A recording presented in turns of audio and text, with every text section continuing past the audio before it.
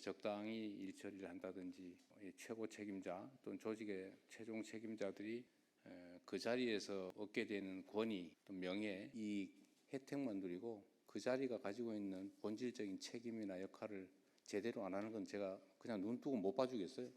제가 한 6개월쯤에 다시 하려고 그래요.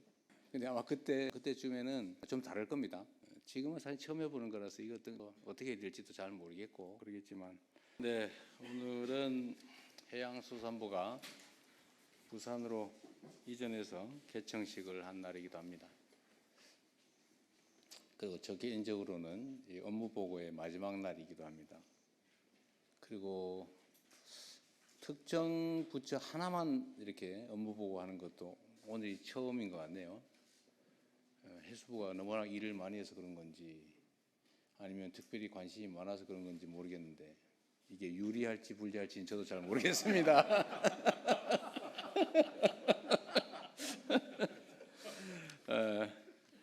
근데 제가 해수부에 이제 그 준비된 자료를 봤는데 뭐 워낙 꼼꼼히 준비도 잘하시고 특별히 뭐 이렇게 지적할 만한 것도 발견하지 못했어요. 어쨌든 해수부는 부산으로 이렇게 이전하는 것 자체에 대한 스트레스도 많았을 거고 또 이전 자체를 준비하는데 에너지 소모도 많을 것 같은데 뭐 그 와중에도 업무를 상당히 잘 챙겼던 것 같습니다. 뭐 여러분들 잘 아시겠지만 해수부를 부산으로 따로 떼가지고 옮기는 것은 아마 전무후무한 일인데 그만큼 해수부의 부산에서의 역할이 중요하다는 의미이기도 합니다. 아마 평생의 삶의 터전인 또 서울 또 세종을 떠나서 또 부산에 새롭게 자리 잡는 것이 참 쉽지 않을 텐데 그럼에도 불구하고 이렇게 잘 협조해 주셔서 감사드립니다. 제가 이제 보고가 오늘이 마지막 날인데 하여튼 제가 이 업무 보고를 하는 건 이유가 있어요. 나름의 이유가 있는데 이게 또 공무라고 하는 게 참 딱딱하고 재미없는 남의 일이어서 국민들께서 당연히 관심 갖고 지켜봐야 될 일이긴 하지만 사실 국민들께서도 그렇게 관심 있는 일은 아닙니다. 자기 일하기도 바쁜데 무슨 국가 공무라고 하는 게 뭘 그렇게 관심이 있겠어요. 그러나 또 관심 갖지 않으면 또 문제가 생기는 일이기도 한데 제가 업무 보고라고 하는 형식으로 좀 재미있게 우리 국민들께서 관심 가지시라고 하다 보니까 뭐 대통령이 참 경박하게 저렇게 장난스럽게 하냐, 권위도 없다, 뭐 품격도 없다, 뭐 이런 비난도 있기도 합니다. 세상의 모든 일들은 양면이 있는데 그게 잃는 점이라면 또 한편으로 재밌다 이렇게 해서 관심도를 제고한 건 또 성과이기도 해요. 그리고 제가 이 업무 보고를 한 이유는 이제 대외적으로는 국정이라고 하는 게 어떻게 진행이 되는지 우리 국정의 주체인 우리 국민들께 보여드리는 거죠. 우리는 본질적으로 대리인, 과거식으로 표현하면 머슴이죠, 머슴. 주인의 일을 대신하는 머슴이기 때문에 주인이 일을 맡긴 취지에 따라서 또 주인의 이익에 최대한 이익에 부합하게 또 일을 해야 되고 그 과정 자체를 또 주인에게 잘 보여줘야 합니다. 또 우리가 당당하게 일을 잘하면 또 그걸 숨길 필요도 없는 거죠. 그런 면에서는 우리 국민들께 보고한다는 의미도 있고 또 한편으로는 우리 이제 내부의 업무 보고라고 하는 게 이제 과거에는 좀 형식적으로 했던 것 같습니다. 그러나 저는 그런 방식으로 그러니까 적당히 일 처리를 한다든지 또는 뭐 최고 책임자 또는 조직의 최종 책임자들이 그 자리에서 얻게 되는 권위, 또 명예, 이익, 혜택만 누리고 그 자리가 가지고 있는 본질적인 책임이나 역할을 제대로 안 하는 건 제가 그냥 눈 뜨고 못 봐주겠어요. 어떤 조직의 책임자 또는 어떤 조직의 일을 맡아 하는 사람들이 어떤 태도와 어떤 마음으로 얼마나 성실하게 하느냐가 사실 거의 운명을 좌우합니다. 똑같은 장소에서 똑같은 종류의 영업을 시작한 경우에도 흥하는 가게가 있고 망하는 가게가 있거든요. 근데 흥하고 망하는 게 객관적 조건이기보다는 대부분의 경우는 다 그 주체, 주관자들의 태도와 마인드, 행동이 달려 있어요. 특히 세상 많은 사람들에게 영향을 미치는 공무, 이런 공직이라고 하는 건 더더욱 그렇습니다. 우리가 어떻게 하느냐에 따라서 세상이 그야말로 흥할 수도 있고 망할 수도 있는 거죠. 똑같은 조선에서 선조대처럼 망하는 시대가 있었는가 하면 정조대처럼 흥하는 시대도 있었던 거죠. 거기서 제일 큰 차이는 결국 선조와 정조의 마인드 차이였을 겁니다. 평소에 공부하고 진지하게 세상을 둘러보고 억울한 사람이 없는지 찾아보고 그게 시정될 수 있는 기회를 별 무겁지는 않겠지만 징을 들고 다니면서 징철하고 가지고 다니는 그 태도 자체만 해도 지방 관아의 관리들이 얼마나 걱정됐겠어요. 자기 고을에 있는 주민이 혹시 징체 들고 한번 쳐버리면 자기 인생이 망가지잖아요. 그게 경계의 효과죠. 공직이라는 건 그런 거다.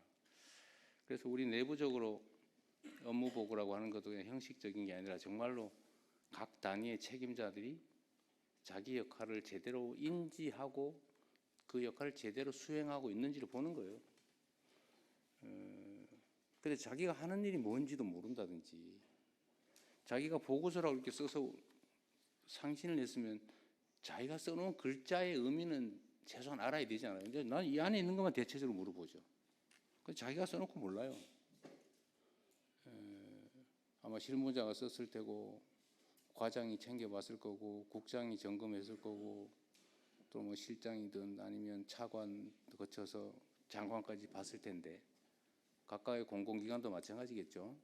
다 거쳤을 텐데 그 과정에서 자기들이 써놓은 책임져야 될 사인한 그 문서의 내용이 뭔지도 모르면 말이 되겠습니까? 그게. 그래서 그런 걸 한 번은 이제 과거처럼 적당히 넘어가고 그냥 일선의 실무자만 손끝으로 이렇게 필요한 꼭 해야 되는 것만 까작까작 깨작 이렇게 하는 거를 넘어서서 정말로 조직 전체가 책임지고 역동적으로 이렇게 움직이고 서로 정말 필요한 게 뭔지 토론하고 의견 주고받고 잘못된 게 있으면 고치고 더 좋은 게 있으면 제안받아서 새롭게 시도하고 그 과정에서 조직이 좀 활력 있게 살아 움직이면 그 조직만이 아니라 그 조직이 지향하는 바대로 우리 국민들의 삶도 국가 사회도 훨씬 더 나아지지 않겠습니까? 우리는 한번 최소한 그런 걸 해보자는 취지였던 거예요. 그래서 여러분들 제가 한 6개월쯤에 다시 하려고 그래요. 근데 아마 그때쯤에는 좀 다를 겁니다. 지금은 사실 처음 해보는 거라서 이것도 뭐 어떻게 될지도 잘 모르겠고 그러겠지만 다시 또 한 6개월 이렇게 업무를 해보고 그때는 또 제가 또 다른 방식으로 체킹을 해볼 겁니다. 지금까지 예상된 방향으로 하면 잘 안 되죠. 우리는 예상 문제가 잘 안 통해요. 대신에 아주 상식적이죠.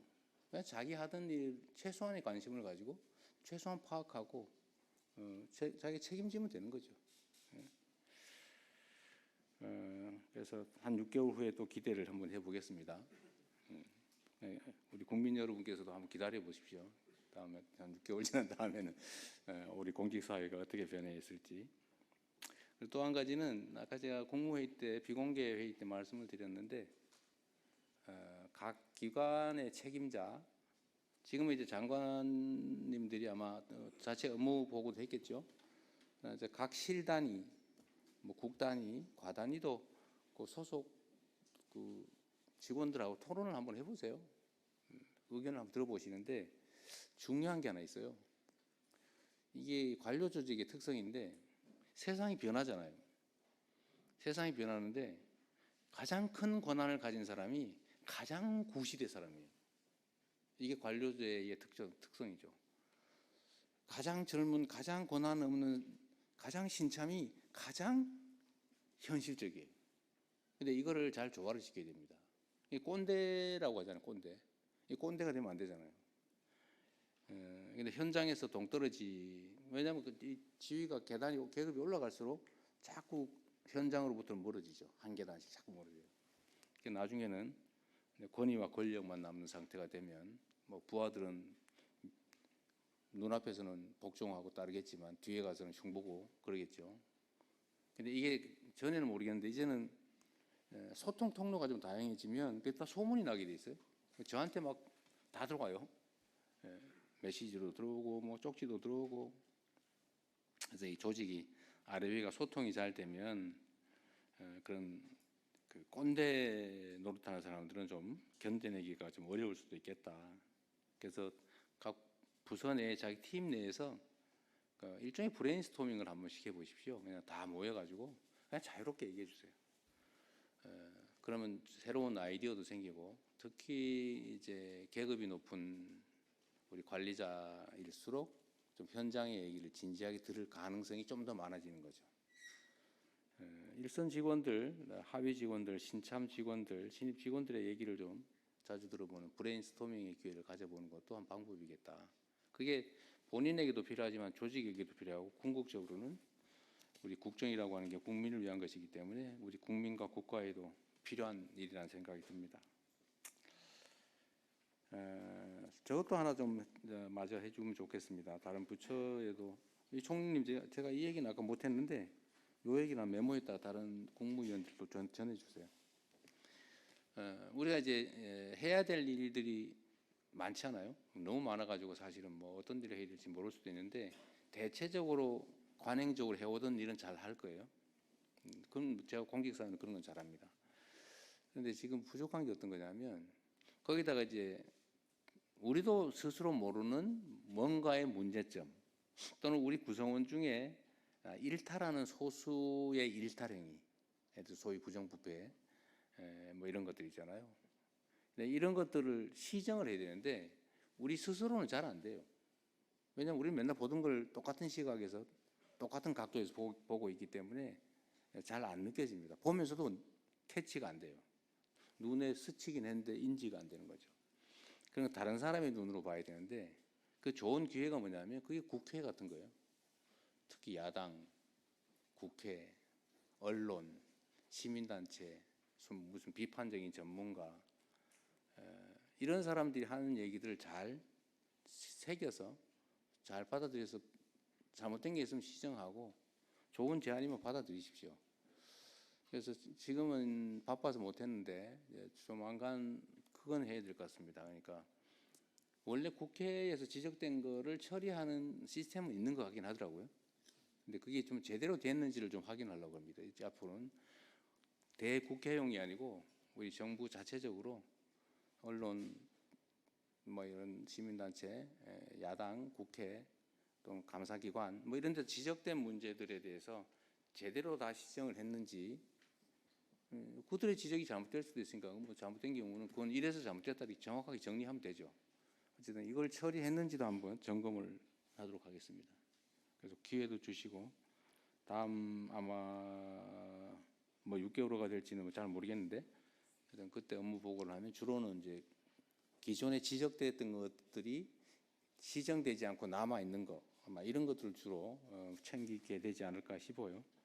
그거 한번 관심 가져주시기 바랍니다. 그리고 지방정부와 지방 공공기관들도 마찬가지로 이게 뭔가 점검이 좀 돼야 되는데, 이건 이제 지방자치제도의 특성상 중앙정부가 마음대로 할 수는 없는 것이어서 정부 차원에서도 좀 지방정부들의 이런 행정을 어떻게 할지, 나름 뭐 의회제도나 다 있긴 한데 중앙정부 차원에서 이걸 포기할 수는 없으니까 그 방법도 한번 확인해 주시고, 각 부처 단위로도 소관 사무와 관련된 지방 행정이 어떻게 이루어지고 있는지 점검을 한번 해봐 주시면 좋겠다는 생각이 듭니다. 하여튼 뭐 보고회라고 하는 게 너무 긴장되고 좀 그럴 수 있는데, 어쨌든 뭐 처음이니까 그렇다 생각하시고 다음에는 좀 부드러운 환경에서 할 수 있도록 노력하겠습니다. 그리고 우리 국민 여러분께서도 국정이라고 하는 게 이게 남의 일 같지만 사실은 국민의 일이거든요. 약간 이게 느낌이 좀 멀어 보이지만 내가 직장에서 돈 벌어서 가족을 부양하는 일만큼이나 이 국정이라고 하는 게 나와 나의 가족들, 내 자녀들의 삶에 치명적인 직접적 영향을 미치는 것이다. 그런 걸 당연히 아실 테니까 좀 더 많은 관심 가져주시면 좋겠습니다. 아침에 국무회의 때도 그런 게 있었는데 민주주의가 발전하는 게 중요하다. 경제가 발전하는 게 중요하다. 이게 이제 역전됐다고 해요. 이제 과거에는 언제나 1등이 경제가 잘 돼야 된다. 이렇게 얘기를 했는데 이제 먹고 사는 문제가 더 중요하다 이렇게 얘기했는데 올해 조사한 결과에 의하면 민주주의가 제대로 된 나라가 더 중요하다 이렇게 답하는 게 1등이었다고 합니다. 근데 그게 정말로 정확하게 맞는 거죠. 민도가 저는 높아진 거라고 생각해요. 민주주의가 잘 정착되면 자원이 효율적으로 배분되고 잘 쓰여지고 모든 공식적인 권력 배분, 권력 행사가 투명하고 공정하고 객관적이 되면 아무래도 효율적인 사회가 되죠. 그게 또 경제적으로 성장 발전하는 중요한 동인이 되는 것 같습니다. 마음 계속 관심 가져주시길 부탁드리고요. 그리고 또 오해가 있는데 오늘 이제 보고의 마지막이니까 사실 말이 없으면 잘한 겁니다. 제가 이제 문제가 있으면 지적하는 건데 제가 주변 제 아내도 그러고 자꾸 잘한 걸 칭찬을 자꾸 해야지 맨 뭐 문제 있는 거 자꾸 지적을 하면 그게 되냐고 저한테 자꾸 야단치는데 잘한 거 칭찬을 하니까 너무 많아가지고 그러는 거니까 그거는 이해를 좀 해주시기 바랍니다. 자, 오늘 업무 보고를 이제 시작을 할까요? 네, 준비된 게 있으면 준비된 거 가지고 하겠습니다. 네, 업무 보고가 있겠습니다. 업무 보고는 해양수산부, 해양경찰청 순으로 하겠습니다. 먼저 해양수산부 차관이 보고하겠습니다. 해양수산부 차관 김성보입니다. 북극 항로 시대로의 대도약을 위한 해양수산부 업무 보고를 시작하겠습니다. 순서는 새 정부 6개월 핵심 성과를 먼저 말씀드리고 이어서 중점 추진 과제에 대해 보고드리겠습니다. 새 정부 핵심 성과입니다. 해양수산부는 국민주권정부 출범 후 국정과제를 속도감 있게 추진하기 위해 노력해 왔습니다. 먼저 해양수도권 조성 기반을 마련하였습니다. 해양수산부 부산 이전을 완료하였고 범부처 북극항로 추진본부를 출범하였습니다. 해운기업 2개사도 부산 이전 계획을 발표했습니다. 둘째, 해운항만 경쟁력을 제고하였습니다. 해운산업 위기대응 펀드를 2배로 확대하고 국내 최초로 메탄올 연료를 사용하는 컨테이너선 6척도 준공하였습니다. 셋째, 우리 해양수산 저력을 전 세계가 주목하고 있습니다. 김 수출액은 이미 10억 달러를 넘어 역대 최고 기록을 달성했으며 2028년 유엔 해양총회의 대한민국 유치도 확정하였습니다. 다음으로 중점 추진 과제입니다. 해양수산부 내년에 많은 과제를 추진할 예정입니다만 오늘은 그중에서도 엄선해서 3가지 과제를 중점적으로 보고드리겠습니다. 북극항로 시대로의 대도약, 전통수산업의 혁신, 해양주권 확립과 글로벌 리더십 확보입니다. 첫 번째, 북극항로 시대로의 대도약입니다. 대통령님 말씀대로 북극항로는 미리 준비하지 않으면 기회를 놓치게 됩니다. 기후변화로 인해 7월부터 10월은 일반 선박만으로도 북극항로 운항이 가능하고 그 앞뒤로 2개월은 쇄빙선을 이용하여 운항이 가능합니다. 겨울철은 안전상 이유로 현재는 운항이 제한적이지만 운항 가능 기간은 점차 확대될 것으로 전망됩니다. 다만 러시아 수역을 통과하는 북극항로를 이용하기 위해서는 러시아에 대한 국제 제재를 고려해야 합니다. 주요국 동향입니다. 중국의 하이제 해운은 세계 최초로 컨테이너 항로를 개설하였고 뉴뉴시핑도 올해에만 22번 북극항로를 운항하였습니다. 러시아는 지난 2022년 37조 원 규모의 북극항로 개발 계획을 승인한 바 있습니다.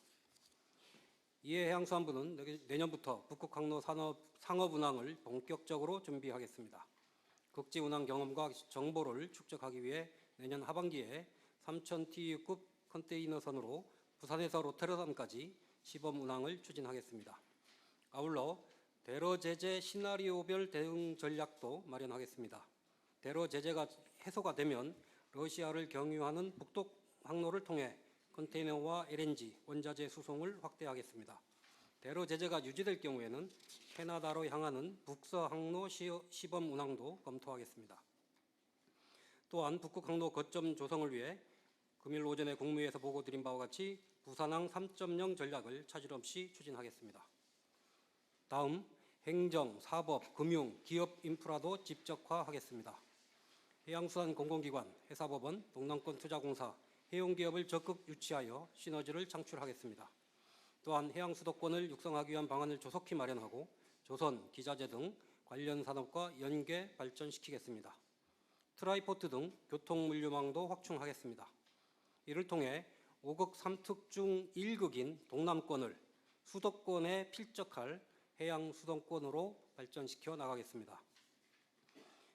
해양수산부가 동남권 발전을 책임진다는 각오로 최선을 다해서 업무를 추진하겠습니다. 또한 오늘 출범한 북극항로 추진본부를 통해서 동남권 투자공사에서 투자할 투자 대상을 발굴하는 데도 전력을 다하겠습니다. 두 번째로 전통수산업을 혁신하겠습니다. 기후변화로 인해 전면적인 혁신 없이는 수산업의 지속 가능성을 담보하기 어렵습니다. 그렇기 때문에 기후변화에도 안정적으로 수산물을 공급할 수 있도록 어업 생산 구조를 대폭 개편하겠습니다. 우선 수산자원에 비해 과도한 어선 세력을 집중 감축하겠습니다. 예컨대 근해 어선의 약 40%를 5년간 시한을 정해서 감축하는 방안을 검토하겠습니다. 남은 어선은 대형화, 현대화를 유도하여 어업 생산성을 높여나가고 은퇴하는 어업인들에게는 대체 일자리 지원 등 소득 안전망도 확충하겠습니다. 현장과 소통을 해보면 어업구조 개선 필요성에는 모두 공감합니다. 다만 구체적인 방식으로 들어가면 다양한 의견이 제기될 수 있는 쉽지 않은 과제입니다. 하지만 지금 이 구조를 바꾸지 않고 연례적인 사업을 반복을 하면 우리의 어선어업은 경쟁력을 잃을 것이고 안정적인 수산물 공급에도 차질이 우려가 됩니다. 쉽지 않은 길이겠지만 어업 구조를 혁신하겠습니다. 다음, 양식업은 스마트화, 규모화를 통해 성장 산업으로 전환시키겠습니다. 먼 바다와 동해에서도 신규 양식 적지를 발굴하고 스마트 양식 선도지구도 지정하겠습니다. 수산식품 수출 확대에도 박차를 가하겠습니다. 금년도 11월 기준 K푸드 수출액 중 수산식품은 약 24%를 점유하고 30억 달러를 달성했습니다. 그중에서 가장 대표적인 성공 사례가 김입니다. 국산 김은 세계 교역량의 72%를 차지합니다. 올해 연말까지 11억 달러 이상을 수출할 것으로 전망됩니다. 이와 같은 성공은 스낵김과 같은 현지 맞춤형 상품 개발과 함께 한류 마케팅이 합쳐졌기에 가능했습니다. 정부도 김 수요 급증에 맞춰 지난해와 올해 양식장을 3,000헥타르 이상 추가 개발해서 김 생산량을 늘렸습니다. 앞으로도 김 수급 안정과 수출 확대를 위해 최선을 다하겠습니다. 김 이외에도 참치, 굴과 같은 수출 유망 품목의 경쟁력을 높여 나가겠습니다. 이를 통해 2030년까지 수산식품 수출액 40억 달러, 김 수출액 15억 달러 이상을 달성하겠습니다. 마지막으로 해양 주권을 확립하고 글로벌 해양 리더십을 확보하겠습니다. 중국의 불법 조업을 근절하기 위해 퇴거에서 납포로 대응 방식을 전환하고 벌금 한도를 3억 원에서 10억 원으로 상향하겠습니다. 제5차 독도 이용 기본계획을 수립을 하고 무인 도서 관리를 위해 2027년까지 실태 조사를 완료하겠습니다. 유엔 해양총회의 성공적인 개최를 위해 내년 초에 특별법을 제정을 하고 범부처 준비기획단을 출범시키겠습니다. 대통령님의 많은 관심을 부탁을 드립니다. 특히 같은 해 개최되는 G20 정상회의와의 시너지를 고려하여 유엔 해양총회는 남미, 아프리카 등 글로벌 사우스까지 확장된 정상외교의 장으로 준비해 나가겠습니다. 해양수산부 부산시대, 새로운 바다의 미래를 열어갈 수 있도록 저를 비롯한 4,100명의 우리 해양수산부 직원들은 혼신의 노력을 다하겠다는 말씀을 드리겠습니다. 이상으로 보고를 마치겠습니다. 감사합니다. 다음은 해양경찰청 차장이 보고하겠습니다. 해양경찰청 업무보고 드리겠습니다. 업무보고 책자 215쪽입니다. 해양경찰청장 직무대행 장인식입니다. 우리 해양경찰은 국민의 생명과 안전을 최우선으로 하여 세 가지 전략을 중점 추진해 나가겠습니다. 먼저 안정적인 해양법 질서를 확립하겠습니다. 어민들의 생업을 위협하는 불법 외국어선을 강력히 단속하고 마약, 미립국 등 해양으로 유입되는 국경범죄를 사전에 차단하겠습니다. 국토면적의 4.5배인 대한민국 해양영토 수호를 위해 위성 등을 활용한 해양 영역 인식 구축과 경비함 증강 배치를 통해 우리 바다를 빈틈없이 보호하겠습니다. 둘째, 국민에게 신뢰받는 해양 안전망을 구축하겠습니다. 최선의 대응은 사고 이전의 예방이라는 신념하에 선박 교통 강제를 확대하고 연안 순찰 드론을 단계적으로 배치하여 안전관리를 강화하겠습니다.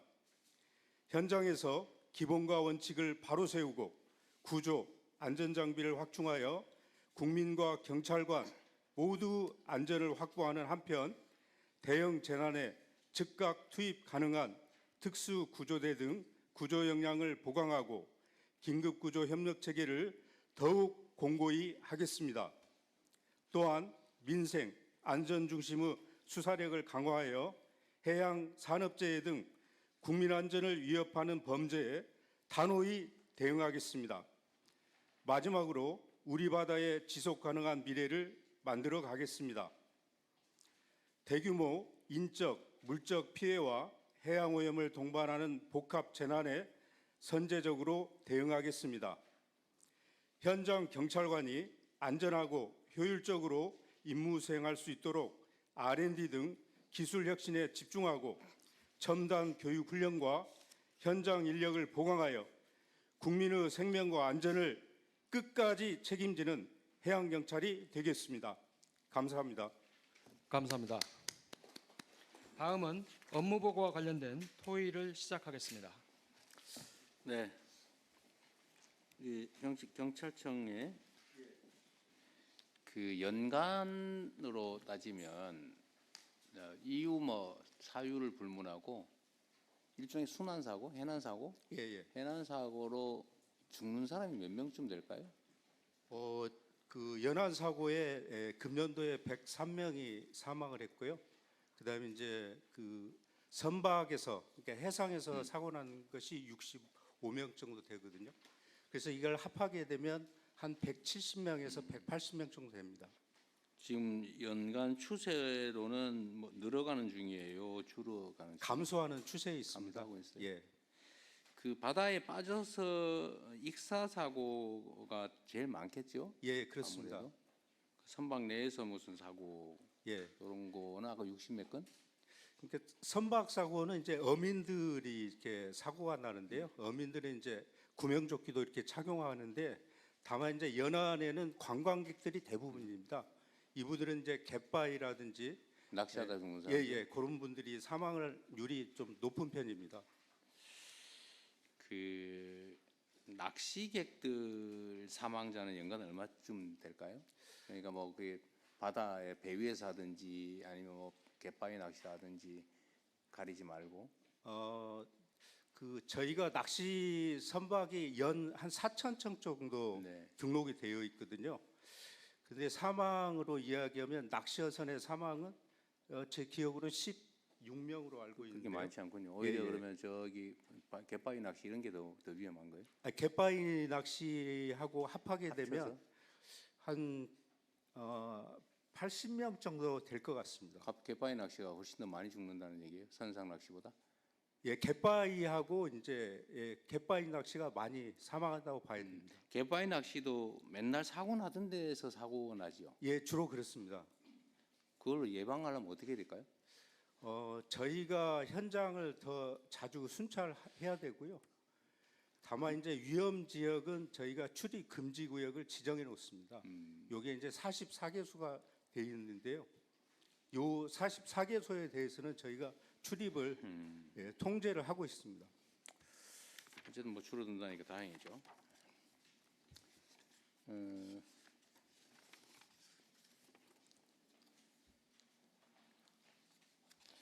자, 그러면 서면 준비된 거 가지고 좀 볼까요?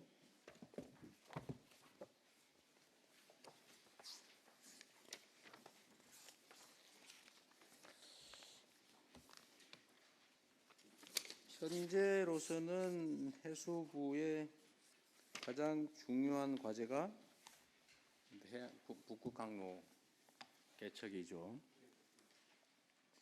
아까 보니까 그 여름 석 달 그리고 조금 쇠빙선을 대동하고 다녀야 되는 게 전후로 한 달 정도?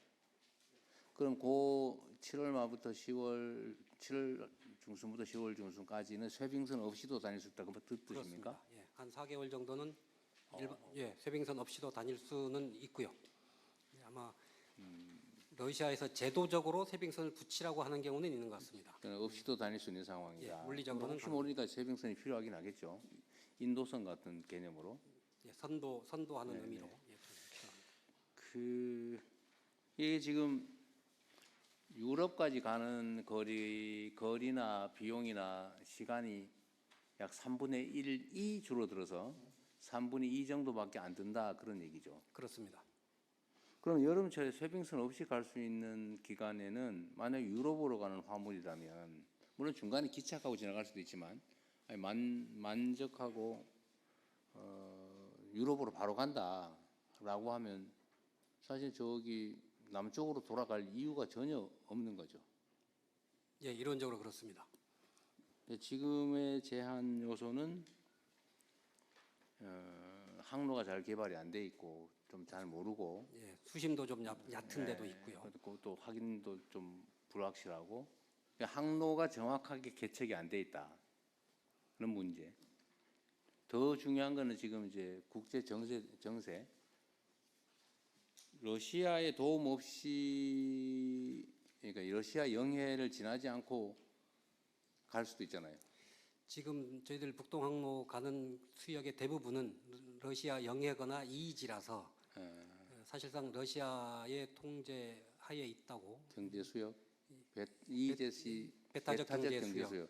그럼 거기 지나가는 거 거기서 뭘 잡는 거 말고 지나가는 것도 거기 통제를 받아요. 예, 국제법적으로는 뭐 이의지는 당연하고요. 영해도 그 무해 통항이라고 해서 특별한 해를 끼치지 않는 그러니까 단순 지나가는데. 통과는 허용하도록 돼 있습니다. 그런데 다만 러시아가 주장하는 것은 또 다른 조항이 있습니다. 이렇게 해서 이 해빙이 열거나 이 열악한 데는 연안국이 좀 더 강한 통제를 할 수 있다는 조항을 가지고 러시아는 이제 통제권 주장을 하고요. 더 위해 주겠다 우리가 위험하니까. 예, 그래서 이제 쇠빙선도 자국 쇠빙선을 앞장 세워서 운항을 해라. 뭐 이런. 근데 문제는 세빙선 비용을 주는 건 어렵지 않은데 그게 국제 제재 위반이다.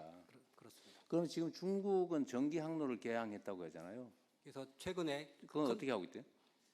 그래서 중국하고 러시아 간에 구체적으로 어떤 조건으로 이걸 합의를 했는지는 저희들이 확인을 할 바는 없습니다만 어쨌든 국제 제재를 해서 회피하고 있는 거예요? 저희들이 그 파악하고 있기는 자회사의 자회사를 통해서 하면 요 자회사는 다른 이제 뭐 예를 들면 미국 갈 일은 없는 선사인 거죠. 그러니까 제재를 당해 상관없다. 뭐 상관없다. 네, 북구항로 추진본부장 말씀드리겠습니다. 현재 중국의 국적 선사인 코스코는 현재 북극 항로를 운행하지 않고 있고요. 다른 중소 선사가 있습니다. 윤요 시핑이라든지 하이제라든지 이 시핑들은 조그만 회사고 사실 대미나 유럽 쪽에 그 경제 제재하고 크게 관련이 없기 때문에 러시아 측하고 그런 별도의 계약을 맺어서 지금 진행을 하고 있는 걸로 알고 있고요. 특히 여름철에는 그 지금 러시아 쪽에 세빙선 에스코트가 없어도 되기 때문에 자유운항을 하는 경우도 상당히 많이 있는 상황입니다.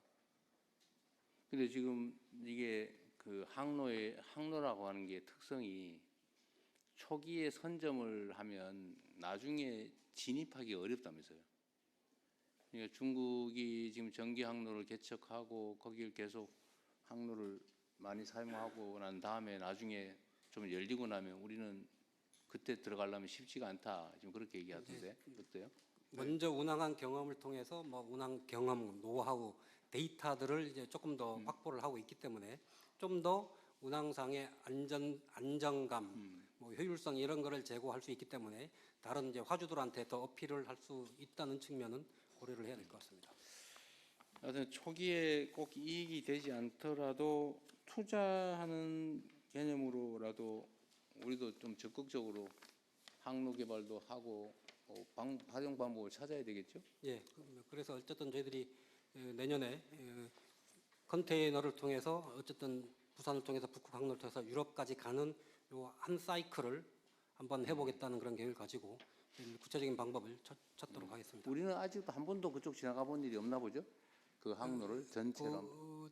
전체를 컨테이너로 해서 운항한 적은 없고요. 이제 벌크 화물이라고 해서 이게 뭐 컨테이너가 아닌 화물을 러시아하고 우리 항만을 왔다 갔다 한 것은 저희들이 5번 정도 과거에 경험이 있습니다.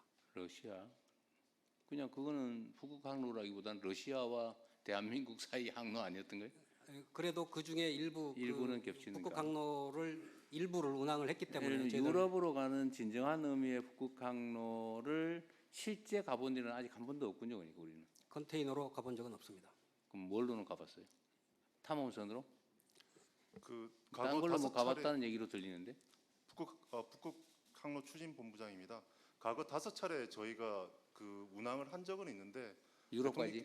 유럽까지 가지는 않았고요. 유럽 근처에 야말 반도라고 있습니다. 야말 그 반도. 야말 프로젝트에 필요한 LNG 관련된 여러 가지 플랜트나 이런 것들을 싣고 국내에서 갔던 거기 때문에 대통령께서 말씀하신 것처럼 유럽까지 간 건 아닙니다. 거기서는 뭐 그렇게 멀지 않다. 유럽까지. 예, 그렇습니다. 야말 반도가 있어요.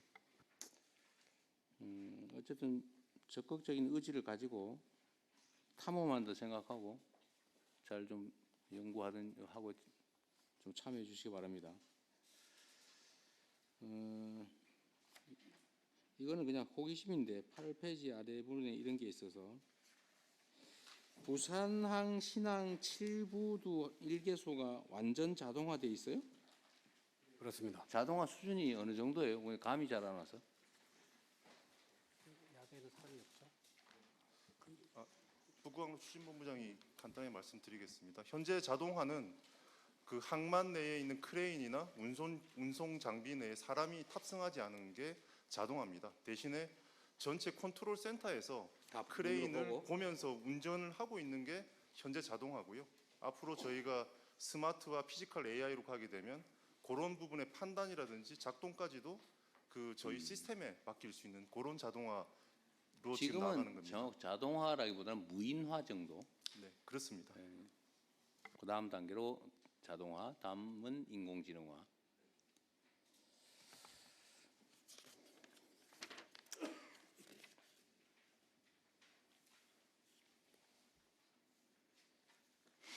아까 그 얘기 중에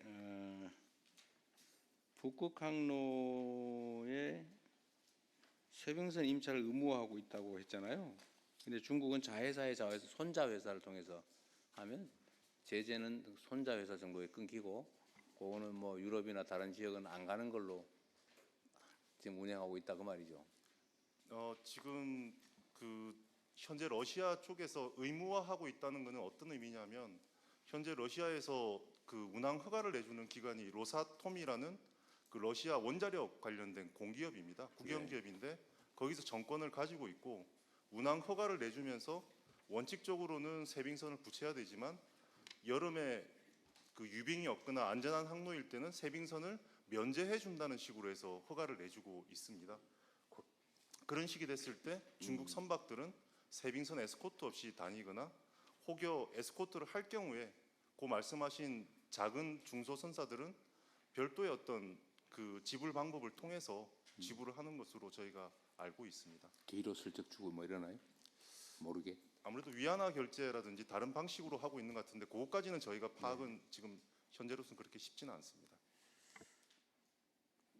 하여튼 우리도 가능한 방법을 최대한 찾아내서 여름 한철이라도 좀 시범 항로라도 개척해서 어쨌든 자료 데이터 축적은 계속 해나가야 될 텐데 그죠? 네, 그렇습니다. 그래서 이번 중국 선사 사례도 있기 때문에 어쨌든 여름철에는 쇄빙선을 안 붙이고 운항을 하게 해줬단 말이죠. 뭐 똑같은 조건을 저희들도 뭐 요구할 수 있을 거라고 생각을 합니다. 러시아와 외교 관계도 중요하겠네요. 지금 그 북극 항로 중에 소위 북동 항로, 그러니까 유럽으로 가는 왼쪽이 북동 항로. 거기 말고 소위 북서항로라고 하는 게 이제 오른쪽으로 캐나다 쪽으로 가는. 알래스카를 지나서 캐나다 쪽으로 가는 거죠. 연안을 통해서 가는 그쪽은 별로 사업성이 떨어지나 보죠? 바다 여건이 더 어렵습니다. 북동 항로보다. 수요도 그리 많지 않고. 뭐 그러니까 당연히 아직은 이제 그쪽도 그렇게 전체를 운항을 해본 네. 사례가 없습니다.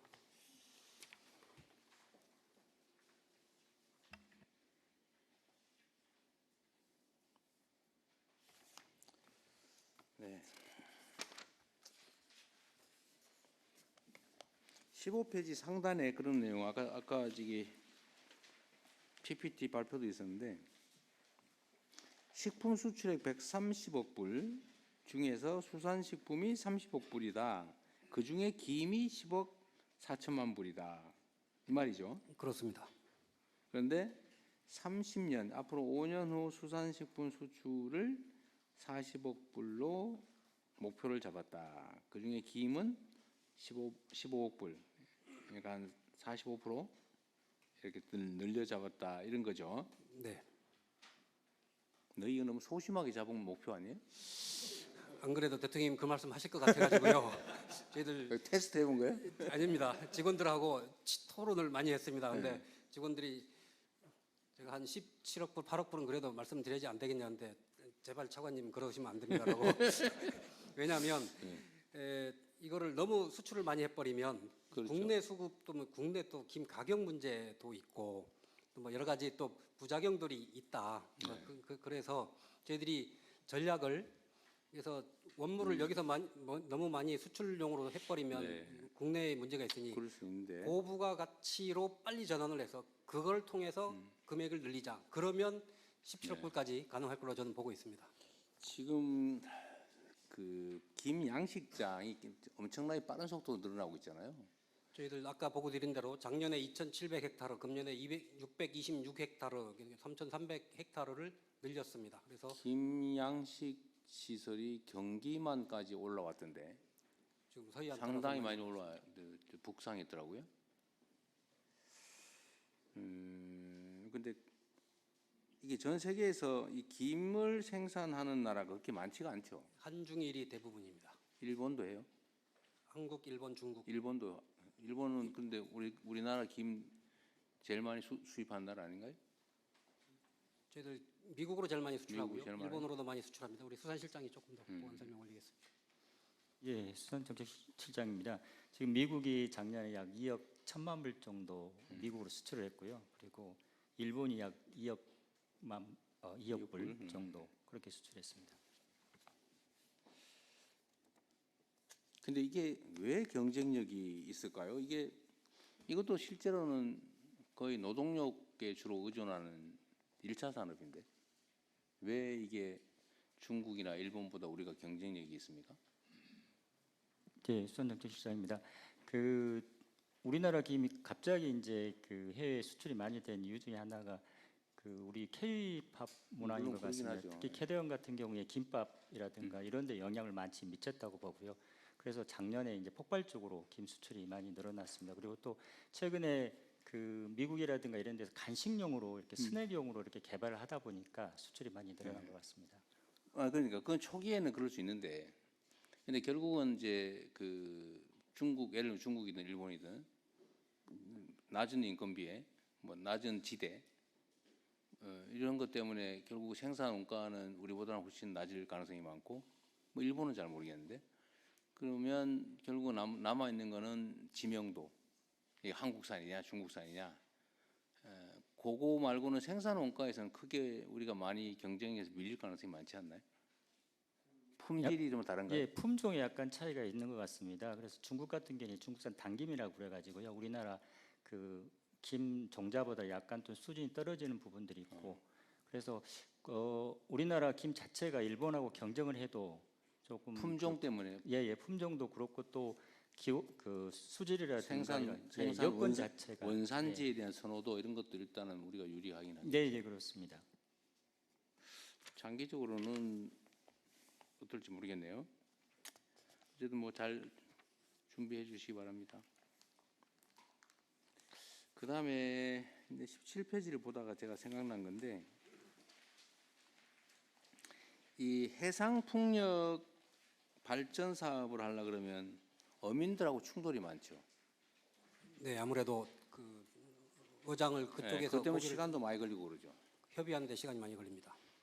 그리고 그 어민들이 제가 얘기를 들어보니까 해당 지역에 있는 어민이 아니고 다른 지역에서 와가지고 그 지역에서 뭘 잡는 사람도 나도 이해관계자다 뭐 이렇게 주장을 한다고 그러대요.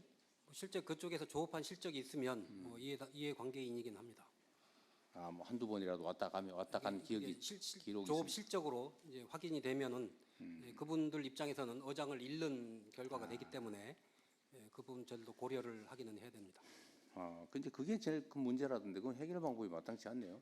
이제 현장에서는 그래서 여기저기 아주 기록 남겨놓고 그러면 개발하는데 특히 해상 풍력은 여기저기 다 해야 되는데 거기 나도 거기서 고기 잡았었다 한때 조기도 잡았었다 오징어도 잡았었다 이러면 다 보상해줘야 됩니까? 이제 주장은 하는데 저희들 이제 다 조업 실적, 위판 실적으로 그거를 위판 실적. 입증을 또 해야 되기 때문에 그 입증을 하면 됩니다. 그 실제로 어떠세요? 이게 해상 풍력은 소위 고정식 바다에다 이렇게 고정하는 방식. 고정식은 일정한 수심 이내만 가능하잖아요, 그죠? 아무래도 이제 깊어지면 연안이고 고사비가 많이 듭니다. 예. 그 연안에 고기잡이나 아니면 어로 행위로 그 먹고 살던 또는 뭐 어쨌든 수입을 얻던 사람들과 합의 아니면 협의를 해야 되는데 이게 협의가 잘 안 돼서 지금 해상 풍력 발전 사업이 진척이 좀 느리다고 하죠. 주로 어민들하고 이해관계 조정 때문에 늦어진다고 하는데 맞아요? 그 부분도 있고요. 또 아시다시피 절차들이 여러 가지 절차들이 뭐 많이 절차에 있습니다. 있죠. 예, 그런 거고. 그래서 어민과의 이 상생 모델을 그동안 논의는 해왔지만 뭐 예를 들면 이익공유 방안을 뭐 하나, 둘, 세 개 정도를 놓고 각자 상황에 맞는 거를 채택을 해서 할 수 있는 이 공론화된 합의된 모델이 없어서 아무래도 네. 그거에 따른 거래 비용이 지금 많이 들고 있는 실정이거든요. 그래서 저희들 지금 용역을 하고 있고요. 내년 초까지 안을 만들어서 기후부하고 협의해서 그거를 저희들이 내놓을 생각입니다. 그러면 그거 중에 지역의 특성에 맞는 모델을 활용을 해서 빨리 신속하게 의견 조율을 해나가도록 그렇게 하겠습니다. 18페이지 상단에 있는 게 그런 거죠. 그러니까 어업인 수협이 참여하는 해상 풍력 이익 공유 모델을 개발한다. 그렇습니다. 정확하게 그 말씀입니다. 근데 여기서 실제로 제일 중요한 건 해당 지역에 뿌리를 둔 연안어업 종사자겠죠. 제일 이해관계가 큰 어민은 해당 지역에 근거를 둔 고근처에서 그 선착장에서 배 세웠다가 고기 잡으러 왔다 갔다 하는 그 사람들이겠죠. 아무래도 지리적으로 가까운 분들이 제일 이해관계가 많을 거고요. 거기는 하여튼 그런 경우 그 인근에 생계 터전을 가지고 있던 사람이면 어떤 이 사업의 사업권을 일부 같이 공유하는 게 저 신한 모델처럼 그렇습니다. 그게 아마 협의가 좀 용이하지 않을까 싶긴 하네요. 예, 그런 방법을 하고 그 과정에서 저희들은 지역별로 수협이 있으니까요. 수협도 일정 부분 역할을 하도록 하면 네. 그런 시스템을 구축이 근데 여기서 하나 가능하고. 좀 고려해 주셔야 될 게 그 일정의 이익을 나누더라도 그게 마치 그 지분권처럼 되면 안 된다 내 생각에는. 그러니까 해당 지역이 언젠가 해상 풍력을 개발할 때 거기 지분권을 가지고 있다는 이유로 좀 권리를 인정할 거 아니에요. 배당받을 권리든 뭘 해주는데 이 사람이 그러다 나중에 서울로 이사가 버렸다. 근데 누군가 그 동네 새로 이사를 왔다. 누구한테 그러면 그때부터 그 권리를 인정할 거냐. 이거를 좀 고민을 해주세요. 왜냐하면 이게 우리가 제일 고민해야 될 게 해당 지역 주민들이 같이 먹고 살 수 있게 해줘야 된단 말이에요. 그렇습니다. 그래야 이게 지역 균형 발전이든 그 귀촌 귀농을 좀 권장하게 되잖아요. 네. 그러니까 그거는 그 해당 지역에 계속 거주하는 조건으로 일정한 지분 권리를 인정한다든지 아니면 떠나면 그 중에 일부를 잃게 하고 새로 들어오는 사람한테 그거를 기회를 주든지 뭐 이렇게 해야 기금으로 만들어놔서 그런 것도 고민을 좀 해주시면 좋겠어요. 그래야 네. 그 지역이 살잖아요. 네. 근데 그 횡하니 그 사업만 하고 나머지 사람은 다 떠나버리고 이렇게 되면 안 된다. 첫째로. 그 두 번째는 이거 다 알고 계실 것 같긴 한데 이게 지금 어업인들이 이제 반대하는 이유가 고기를 못 잡는다. 그 저기 해상 풍력 시설을 만들면 그런 거라면서요. 그런데 반대로 낚시하기가 좋아진다면서요. 그런 얘기가 있던데. 아무래도 구조물이 들어가면 고기는 좀 모이게는 돼 있습니다. 그래서 지금 유럽이나 이런 데 풍력 발전 단지에는 낚시업이 상당히 흥하고 있다고 그런 얘기도 있더라고요. 어업을 겸해서 하는 모델을 그 방향을 이제 네. 개발하고 이제 적용하는 데는 있고요. 저희는 아직 연구 단계에 있습니다. 근데 가능하면 그렇게 하면 낚시 인구가 점점 늘잖아요. 예, 계속 늘고 근데 있습니다. 어족 자원은 점점 고갈되고. 근데 해상 풍력 단지에 고기만 잘 잡히면 저도 낚시 좋아하는 사람인데 어디든 가잖아요. 하루 종일 걸려서도 가지 않습니까? 그것도 검토 사업으로 한 좀 편입을 해주면 좋겠다는 생각이 듭니다. 뭐 낚시를 포함해서 어쨌든 어업과의 양식과 상생할 수 있는 방법이 있는지 네, 또 적극적으로 하나의 검토해 나가겠습니다. 사업이 될 수도 있었어요. 그 다음에 해양 사고 관련해서 저번에 매우 불행한 일인데 그 갯벌에 빠진 사람 구조하러 해경 대원이 들어갔다가 예, 영흥 그 파출소. 친구가 사망했잖아요. 예, 그렇습니다. 근데 그 친구가 구명조끼 자기 거 하나밖에 없고 혼자 출동하는 바람에 예, 예. 그 대신 벗어주고 사망했다. 예, 그런 거 그렇습니다. 같잖아요. 예. 어쨌든 이게 아까 그래서 제가 이런 걸 물어본 건데 예. 이게 해난 사고가 발생하면 당연히 저기 선상에서는 구명조끼 입고 예. 또 당연히 준비해 가야 되고 예. 그런데 그거 안 하고 다닌다는 거잖아요. 그 당시에 이제 저희 직원은 그 구명조끼를 자기가 입고 갔다가 그 벗어준 거죠. 예, 그 벗어준 다행히 거거든요. 예.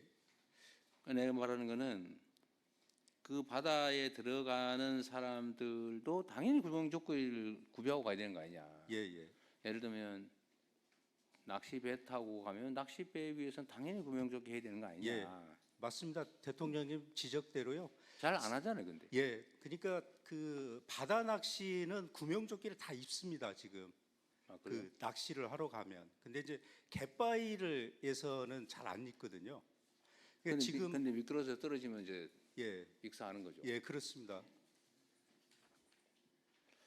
그러니까 이게 우리 사회의 좀 안전 의식의 문제인데 요새 제가 매일 이 사고를 보고를 받는데 매 똑같아요. 축사에 올라갔다가 지붕이 무너져 떨어져 죽었다. 이거 한 3, 4일에 한 명씩 나오는 것 같아요. 보니까. 축사에서 떨어졌다. 공사장에서 추락해서 사망했다. 어디 계구부에서 떨어졌다. 매 똑같아요. 해난 사고 나면 구명조끼 없어서 죽었다. 예, 그렇습니다. 그래서 이거를 평소에 당연히 설마 내가 뭐 그럴랴 이렇게 생각하지만 거는 예를 들면 바닷가에서는 해경이 좀 엄정하게 단속을 좀 해서 예. 딱지라도 좀 철저하게 떼고 예, 예. 선주한테 책임도 묻고 예. 좀 그런 거라도 해서 이런 안전장구 미비로 사망하는 사건은 최소화해야 되지 않을까 싶은 생각이 좀 들어요. 예, 예. 그리고 저기 이건 좀 약간 벗어난 얘기이긴 한데 원래 경찰은 2인 1조로 출동하게 돼 있는데 그렇습니다. 그때 그 경찰 해경은 혼자 갔다는 거 아니에요? 예, 예, 그렇습니다. 거기에 대해서 문책은 다 했나요? 예, 지금 뭐 재판이 진행되고 아, 있고요. 예. 이제는 불행한 일이긴 한데 그 다음에 지금 해경은 이게 마약 뭐 등등의 밀수 문제도 꽤 중요한 업무죠. 그렇습니다. 예. 밀수 예방도, 밀수 단속도. 근데 지금은 어떻습니까? 소위 밀항, 밀수 이런 게 좀 쉬워요? 기본적으로 밀항과 밀수는 예전에 비해서 많이 어려워진 건 사실입니다. 예, 이제 다만 최근에도 이제 관세청하고 저희하고 이제 마약을 이렇게 해야 되는데 예, 세관은 대한민국 안으로 들어오는 걸 막지만 해양 경찰은 이제 먼 바다에서부터 이렇게 막아야 됩니다. 이제 그런 부분이 이제 저희들이 좀 더 촘촘하게 해야 될 필요가 있습니다. 이게 감시 방법이 어떤 거예요? 예를 들면 선박들의 뭐 입출항이나 예. 뭐 운항이나 이런 것들 뭘로 감시해요? 일단 육군에서 TOD를 가지고 감시를 합니다. 그래서 육군에서 TOD로 감시하다가 이상 물질이 있으면 저희 해경에 신고가 옵니다. 그러면서 해경에서 현장에 가서 확인을 합니다. 그리고 그 TOD는 엔진의 열을 추적하는 예, 시스템이죠. 열상 카메라라고 보시면 될 것 같습니다. 이렇게 하고 다니면 못 잡는 거예요? 사람이라도 잡을 수 있나요? 사람 체온도 체크되나요? 예, 사람 체온 체크됩니다. 그 공중에서 인공위성이나 뭐 이런 감시는 해요? 저희가 이제 인공위성을 이용하는 그런 사업을 지금 하려고 합니다. 아직은 안 돼 예, 있고요. 아직은 위성으로는 통신만 하고 있고요. 위성으로 사진을 찍어서 분석하는 위성은 우리나라의 각 부처 기관들에 꽤 있는데 군에도 있고 국정원도 있고 뭐 기상청도 있고 뭐 등등 있잖아요. 예, 있는데 경찰 내가 보기 해경은 그 정보를 분석하고 공유하는 걸 해야 될 것 같은데. 예, 그래서 저희가 지금 대통령님 말씀대로 이 MDA라는 사업을 해서 그런 위성 정보를 사진이 오면 그걸 분석해서 우리가 감시 자산을 활용한 곳을 이제 분석하고 그런 걸 바탕으로 해서 경비를 지금 강화시키려고 하는 계획을 갖고 있습니다. 지금은 사진 자료가 부족해서가 아니라 그거는 다른 기관들이 가진 거 같이 보면 되잖아요. 해상 촬영한 거를. 예, 근데 해경은 그건 준비는 지금까지 안 했다. 언제부터 할 거예요? 저희가 지금 당장 지금 위성 센터를 구축을 했습니다. 그래서 MDA를 하게 되면 이제 초소형 위성을 44기를 쏘게 됩니다. 다부처 사업으로. 해경 전용이 아니고. 예, 예, 다부처 사업으로 쏘게 되면 거기에 영상 자료를 30분에 하나씩 우리가 받을 수가 있습니다. 예, 그 장비 언제부터 한다고요? 내년부터 지금 하고 내년이면 있습니다. 26년부터. 예, 예, 26년. 새로운 위성을 발사해서 그 위성 자료를 분석할 거다. 예, 예. 그 위성 발사하고 그러는데 꽤 시간 걸릴 것 같은데. 좀 시간은 좀 꽤 걸립니다. 기존에 다른 기관들이 쓰는 위성 사진을 받아 쓰는 거는 얘기 좀 해도 될 것 같은데요. 지금 저희가 현재도 위성 사진을 사가지고 분석을 하고는 있습니다. 상업 위성들한테. 예, 예. 그리고 꼭 사는 것만 해요. 우리 저 군 위성도 정보 위성도 많은데. 근데 이제 군사 정보는 아직까지는 저희가 받을 수는 없는데요. 그 부분은 이상한데. 그거는 총리실에서 좀 챙겨 다른 부처들한테 확인을 한번 해봅시다. 전담 인력은 몇 명 있어요? 지금 위성센터 인력은 한 44명 정도? 예, 40명 정도 있습니다. 그래요? 예. 언제부터 구축했어요? 조금 전에 차장이 보고드린 다부처 사업으로 위성은 아니 그 부처 위성 무슨 센터인지는 언제부터 만들었냐고요? 그 27년쯤이면 준공을 해서 그 가동을 할 내가 지금 묻는 거는 아까 지금 이미 활동하고 있다고 해서 하는 얘기인데 네네. 이미 활동하고 있다는 그 위성 센터라고 하는 거 언제 만들었냐고요? 조직은 2년 전에 만들어져서 지금 일부 상업용 그 위성을 자료를 분석해서 2년 저희가 전에서? 기술을 조금 올리고 있습니다. 지금 본격적으로 하는 게 아니고 연습하고 있다. 일부는 분석을 해서 활용을 하는데 이게 위성이라는 주로는 게 연습 중이다.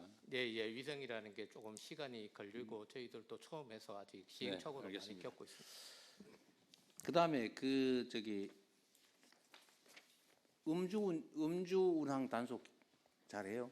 예, 잘 하고 있습니다. 이제 그 교통 차량도 지그재그 운전을 하지 않습니까? 저희 이제 VTS에서 그거를 모니터링을 합니다. 배를 보면 배가 왔다 갔다 해요. 배도 이제 왔다가 지그재그 운전을 하게 되면 하여튼 그것도 그 음주 운항으로 인한 사고도 꽤 생기는 것 같아요. 예. 그다음에 그 중국 불법 어선 단속하는 거 있잖아요. 예. 전재수 장관한테 내가 국무회에서 몇 번 얘기했는데 예.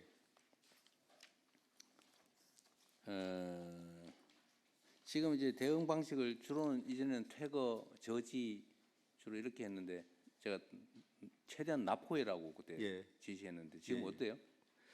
저희가 지금 어제까지 지금 56척을 납포를 했거든요.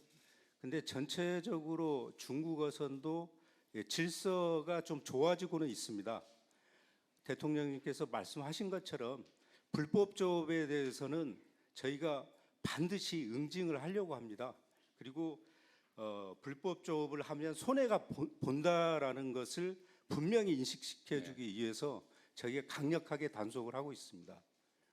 그런데 저기 그 경계 넘어와 가지고 불법 조업하는 거 사실 잡으려면 저항도 심하고 예, 우리가 단속 역량도 충분하지 않아서 그냥 다 도망가고 그러지 않아요? 그렇지는 않고요. 대통령님, 저희가 지금 이제 단속 전담 함정이라고 있습니다. 이제 그 불법 어선들은 이제 쇠창살이나 이런 게 나와 있거든요. 이런 거를 무력화시키고 이렇게 들어가면서 진압할 수 있는 그런 배를 지금 뭐 이렇게 자르고 들어가고 막 이러던데 그 포탄으로 쏴버리기는 좀 심한 것 같은데 뭐 저희가 이제 저 무기 요새 충격 들이받는 그런 어선 저기 뭐야 그 단속 정도 있잖아요. 예, 단속 전담 함정을 저희가 지금 만들려고 하고 있습니다. 그거 아직 못 됐잖아요. 그거 아직 불법을 감행을 하면서 단속을 피하려고 예, 쇠창살 만들고 예. 그다음에 위협적으로 행동하고 그런다는 거잖아요. 예, 그러면 좀 더 강력하게 제재해야 되는 거 아닌가요? 예, 저희들이 강력하게 단속을 하고요. 저항하는 어선에 대해서는 항해 장비라고 있습니다. 레이더 같은 거. 이제 이런 것들을 조준해 가서 쏘게 되면 좀 무력화시킬 수가 있습니다. 그래서 대원들이 인명 손상은 안 생기게 예. 통제 시스템을 예. 공격을 해서 예. 어쨌든 이거를 한국 그 저기 저 해역에 들어가 가지고 불법 조업하면은 꼭 잡혀 가지고 돈도 엄청나게 뺏기고 예. 벌금에다가 또 이 사람도 구류시키죠. 이제 저희가 이제 그 무허가 저항할 공무집행방해에 대해서는 저희가 구속을 하고 있고요. 영해 침범에 대해서도 구속을 합니다.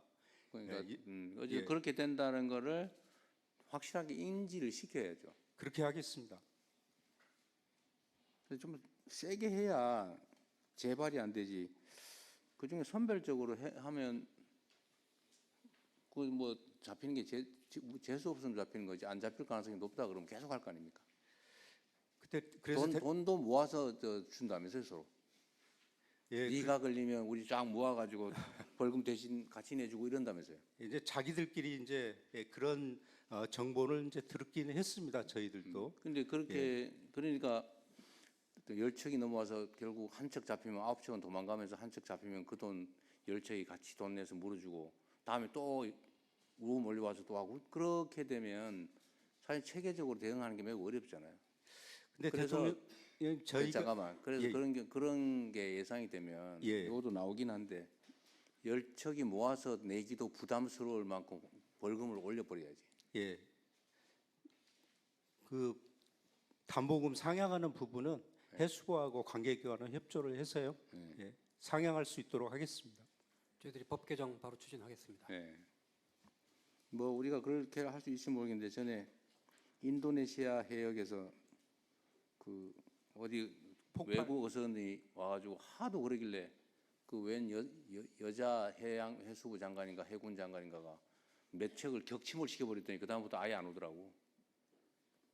그렇게는 못하겠지만 어쨌든 엄정하게 대응하는 걸 명확하게 보여줘야지. 이거 언제 하루 종일 이 많은 인력이 매달려가 맨날 단속하고 있습니까?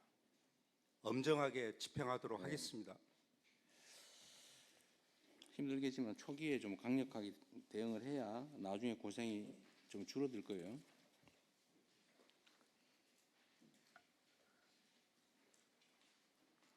여기 사업 내용이 그런 것도 있네요. 무인 항공기 확대. 현재는 내년에 3대 운영하고 30년까지 10대로 올리겠다. 무인 항공기는 감시 무인기 얘기하는 거예요? 저희가 1,500톤에요. 이제 28대를 보유를 하고 있습니다. 무인 항공기. 무인 항공기를? 그 무인 헬리콥터. 그걸로 뭐예요? 무인 헬리콥터라고요. 저번에 제가 한번 가서 보긴 봤는데 예, 조그만한 겁니다. 요거는 이제. 그걸로 뭐 하죠? 요거는 주로 이제 감시를 하는 장비들입니다. 대통령님 지금 말씀하신 건 아마 저희 해수부 업무 보고 중에 해수부의 우리 어업 지도선에 요거를 신규로 그러니까 도입하겠다고 20페이지에 하는 있는 그 얘기인데 예, 예. 20페이지 상단에 요거는 해수부의 어업 지도선에 요 무인 항공기를 탑재를 시키겠다 그 어업 말씀입니다. 지도선에 네, 그렇습니다. 해경은 따로 저 자체 네. 세력을 갖고 있고요. 알겠습니다.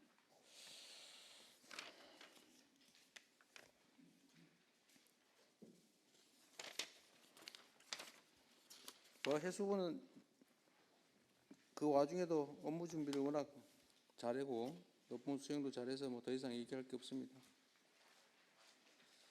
해양환경공단 누가 나왔어요? 예, 해양환경공단 이사장 강용석입니다.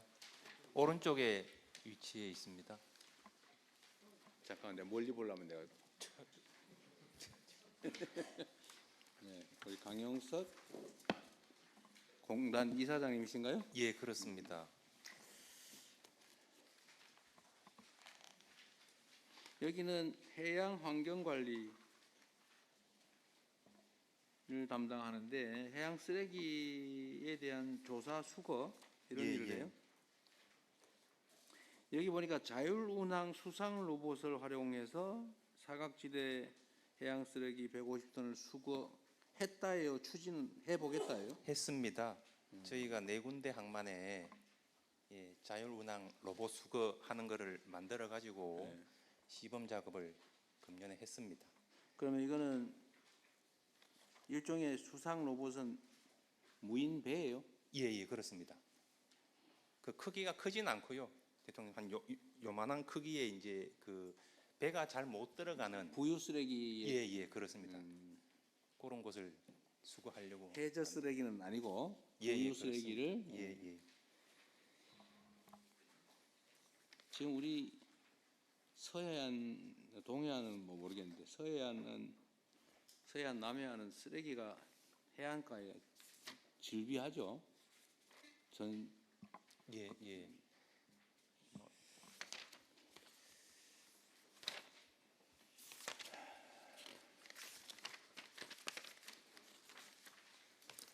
해양교통안전공단은 누가 나오셨어요? 예, 한국해양교통안전공단 이사장 김준석입니다. 해양교통안전공단은 주된 업무가 저희는 기본적으로 선박이라는 운송수단을 중심으로 해서 그 사고 예방 활동을 벌이는 기관입니다. 뭔 활동? 사고 예방 활동을 벌이는 예방 활동. 기관인데요. 실제로는 뭐 선박 검사라든가 여객선 운항 관리를 하고 있고 네. 또, 예, 본사 차원에서는 여러 가지 시스템 구축을 통해서 여러 가지 자율적인 안전관리 체제를 네. 지원하고 있습니다. 여기 근데 국가 보조 항로 운영 현황 개선 상황 방향 이런 게 있는데 네네. 여기는 국가 보조 항로 운영도 해요? 아닙니다. 저기 그 대통령님 국정 과제로 이제 국가 보조 항로가 현재는 선박 소유는 국가가 운영은 민간 기업이 위탁을 하고 있는데요. 네. 여러 가지 좀 문제점이 좀 있어서 이거를 예, 여기서 저희가 이제 연구한다 그이? 현재 저희가 정책 결정 기관은 아니고요. 현재 해수부하고 그 기재부가 이 구체적인 부분 정책 연구를 한다 그 말인가요? 저희가 시행할 것에 대비해서 사전에 아, 운항 기반도 마련을 하고 있고 여러 가지 경제성 분석 이거를 자료를 제공하고 있습니다. 위탁받을 경우를 대비해서 예, 그렇습니다. 근데 이게 사전에 준비가 많이 필요합니다. 왜냐하면 어느 순간에 갑자기 서비스가 끊기면 안 되고요. 네. 선원들 고용 인수 인계 문제도 있기 때문에 정책 결정이 좀 빨리 되면은 저희가 사전에 서비스가 지금 저기 각 도서에 전기 항로들이 장사가 안 되니까 민간 회사들이 그만둬 버리면 네네 그걸 공공에서 운영할 경우를 대비해서 준비하고 있다고 말이에요. 그렇습니다. 100개 항로 중에 29개 항로가 국가보조 항로입니다. 알겠습니다. 그다음에 국립해양박물관 예, 이쪽입니다. 국립해양박물관장 김종혜입니다. 여기는 영도에 이런 박물관이 있는데 박물관을 운영하는 곳인가 봐요. 예, 그렇습니다. 여기 연간 이용자는 얼마나 돼요? 연간 저희들 개관 초기에는 100만 명 이상 왔습니다만 지금은 조금 줄어서 연평균 한 88만 명 정도가 오시고 있습니다. 수입은 얼마예요? 저희들 무료 무료예요? 국립시설입니다. 그러면은 운영 예산은 어디서 와요? 운영 예산은 100% 정부 출연금에 의해서 정부 출연금으로? 지원받고 있습니다. 89억. 예, 그렇습니다. 국립해양박물관. 근데 뭐 이런 게 꽤 여러 개가 있던데 보니까. 자, 국립울진해양과학관. 예, 비슷- 국립 아, 여기 있습니다. 비슷한데 예, 여기는 뭐 하는데요? 예, 저희들은 과학 자료 수집. 국립해양과학관의 설립 및 운영에 관한 법률에 따라 해양과학의 자료의 보존, 수집 그리고 교육을 통해서 우리 국민들에게 해양에 대한 소양을 정진시키는 데 있다고 봅니다. 현우는 41명이고. 예. 예, 과학관도 뭔 시설을 운영하나 봐요. 예, 그렇습니다.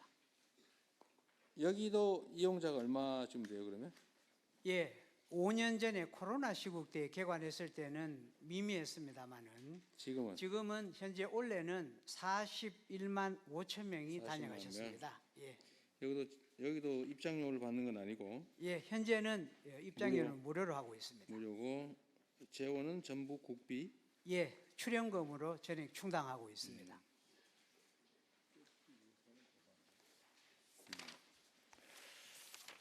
그다음에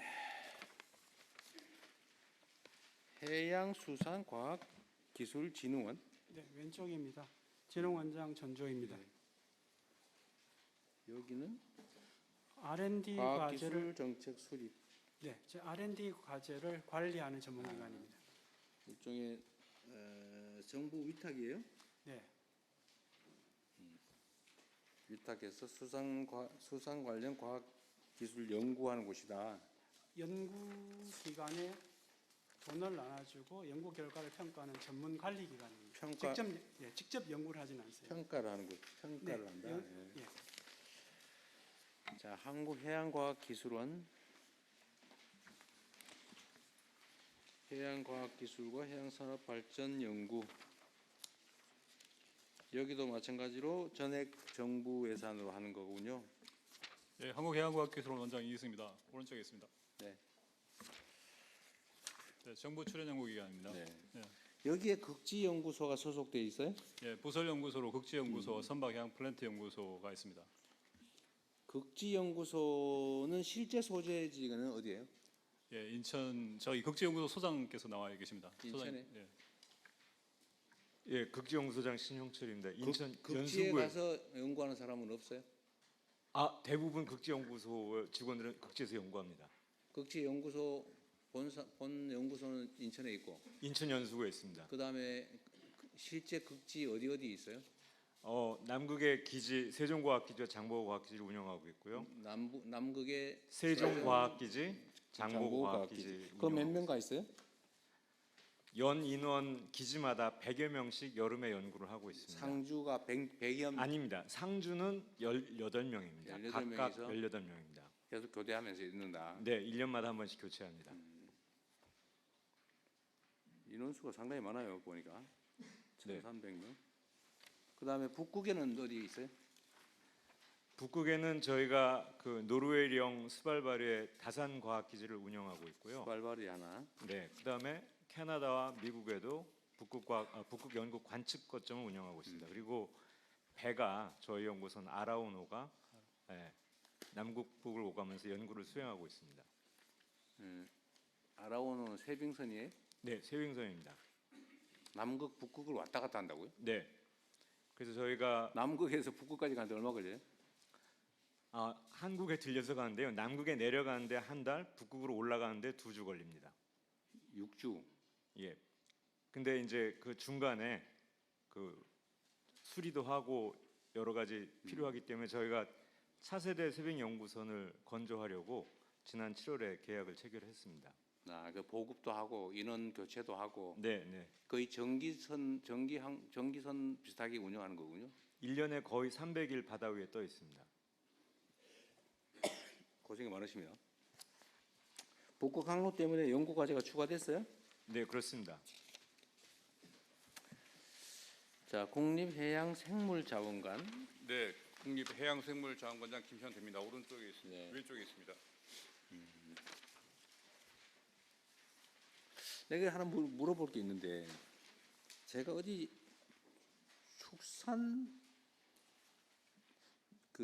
축산부든가 농림축산부든가 거기에 그 낙동강 어족자원연구원인가가 있고 목포에 뭔 어족자원연구원 이름이 똑같아가지고 이거 왜 두 개가 똑같으냐 그랬더니 목포에 있는 거는 주로 바다 생물을 연구합니다 이렇게 얘기를 해요.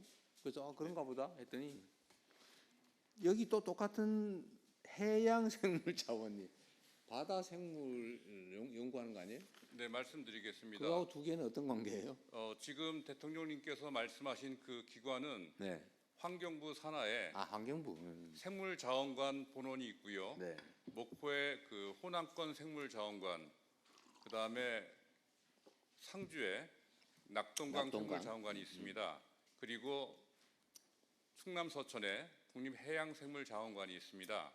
대통령님께서 국립해양생물자원관? 예, 대통령님께서 지금 애매하다고 말씀하시는 지금 이게 부분이- 해양생물자원관 아니? 저희는 해양생물자원을 수집하고 보존하는 기관이고요. 대통령님께서 그 며칠 전에 보고받으신 기관은 낙동강 생물자원관은 담수, 그다음에 담수죠. 목포에 있는 호남권 생물자원관은 섬 지역에 있는 생물자원을 수집 보존하는 기관으로 저희는 알고 있고요.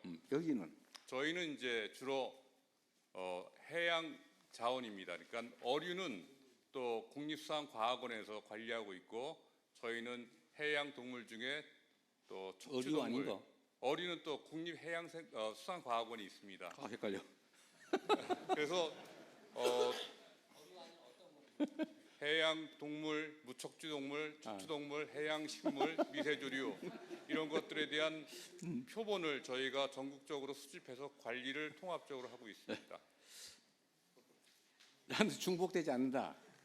분업이라고 생각해 주시면 더 될까 싶습니다. 네. 분업 나눠서 하는 거다. 하여튼 우리는 잘 구분이 안 되네. 알겠습니다.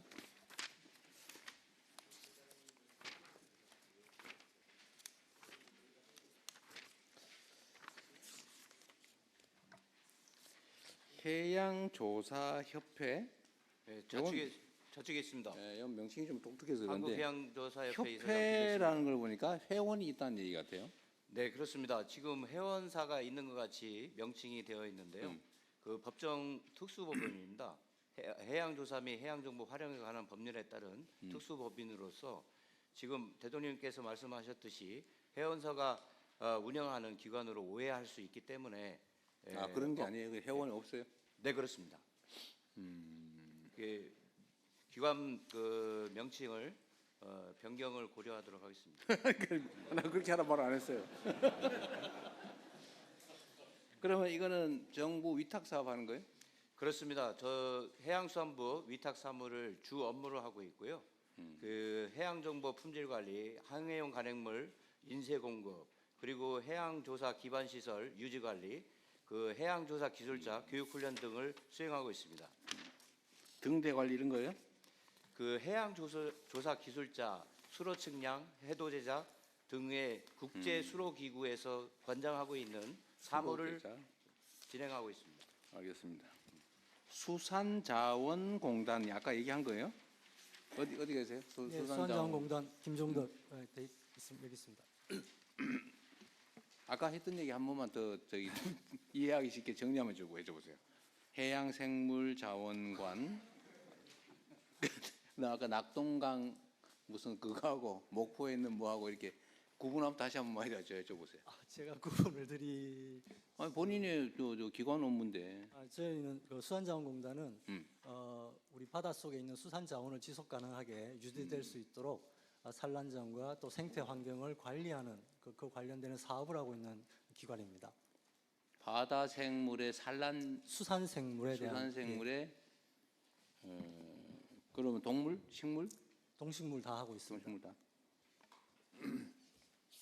수산자원 개발 관리 뭐 이런 거요? 네, 그렇습니다. 생태계복원. 여기도 역시 국가 예산 100% 사업인가요? 기관인가요? 네, 국고 보조 사업과 국고 위탁 사업을 중심으로 진행되고 국가 있고 위탁 일부 사업? 지방 정부로부터 대행 사업을 하고 있습니다. 지방 정부 예. 대행 사업도 있고. 자, 어촌의항공단은 어촌의항 개발 관리하는 곳이겠네요. 예, 알겠습니다. 여기는 예산이 주로는 재원이 어디서 와요? 저희가 정부하고 지자체로부터 위탁을 받아서요. 정부 지자체. 100% 그 위탁 수수료에 의해서 위탁 운영을 하고 수수료. 있습니다. 그럼 연간 사업 수행 내용이 매우 고정적이겠네요. 안정적이겠네요. 예, 그렇습니다. 해양진흥공사. 사장 안병입니다.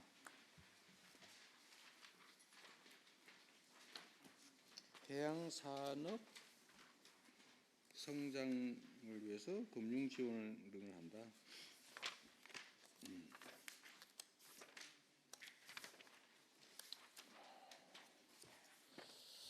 해양수산연수원.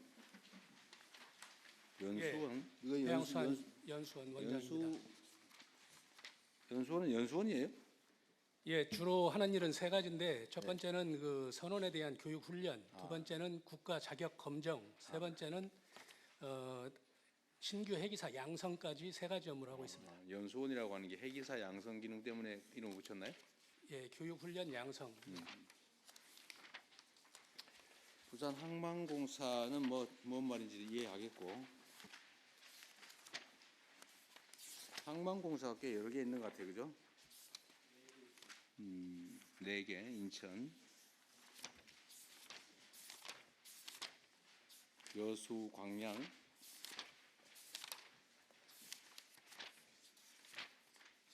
울산, 이렇게 4개라는 거예요? 항만의 물적 관리를 하는 건가요? 예, 항만 시설의 관리 운영 및 항만 시설을 건축을 하고 있습니다. 건축? 예, 공사도 하고 있습니다. 그냥 그거 한번 물어볼게요. 지금 항만에 저는 그걸 잘 아직 모르겠던데 항만 전체를 공적으로 관리하는 공사가 이제 있는 거죠. 항만공사.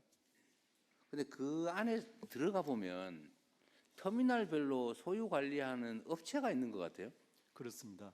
그러니까 항만 시설의 소유권자는 저희 항만공사 또 민자 사업을 할 경우는 정부가 소유권자고요.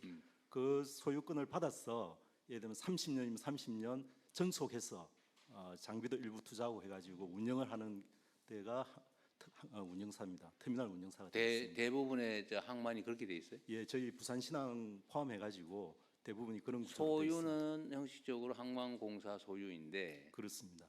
실제 저희들도 원래는 운영권은 일종 운영 위탁 계약 같은 거를 해가지고 장기간 독점 운영한다. 그래서 임대 계약 혹은 뭐 그것도 쪼개기도 해요? 아니면 일괄적으로?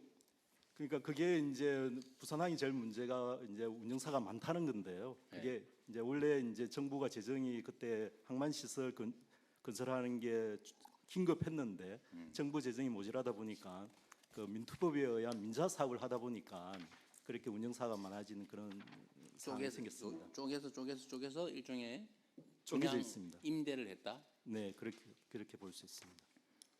지금 새로 신항 만드는 데는 그렇게 안 하겠다고 하는 결의를 하고 있는 거예요? 그렇습니다. 진해신항은 9개 선석을 한 운영사가 하게 있고요. 더 이상 운영사를 늘리지 않겠다. 몰아주자. 네, 그렇게 진할 계획입니다. 네. 알겠습니다. 근데 이 항만에는 항만 노동자 조합이 4개 다 있죠. 예, 항운 노조가 항운 있습니다. 노조. 예. 항운 노조는 대한민국 단일 노조예요?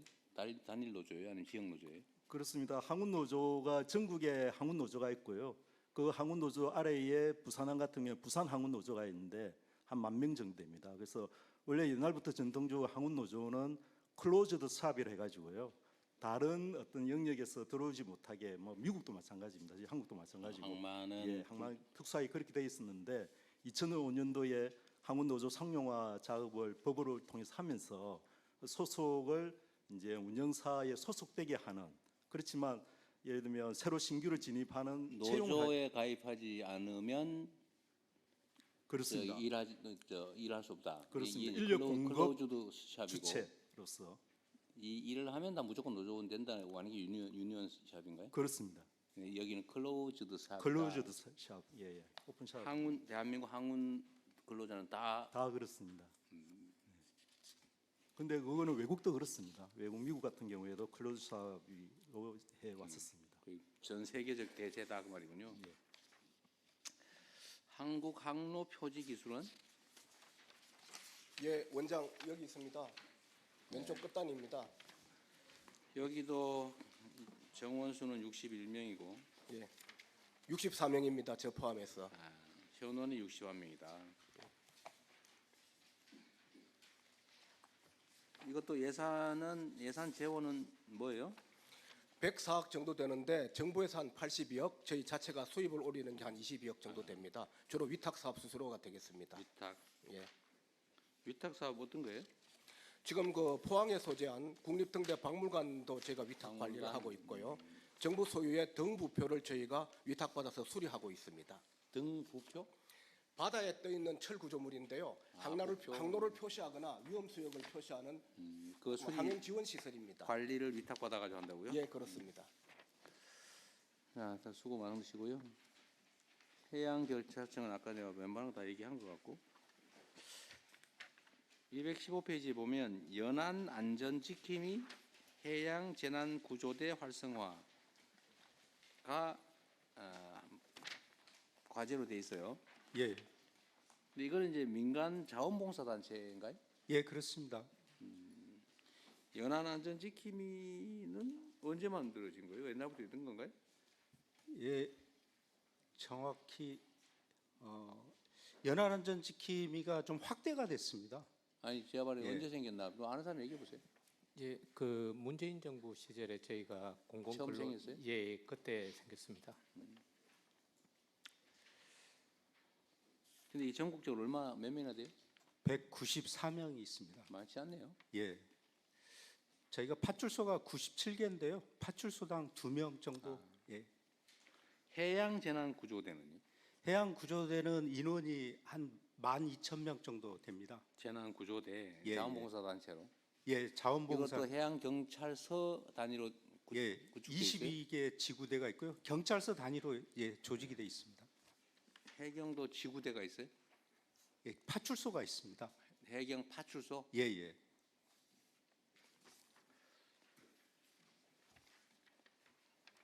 여기에 업무 중에 서해 구조물 순찰 정규화가 있네요. 예.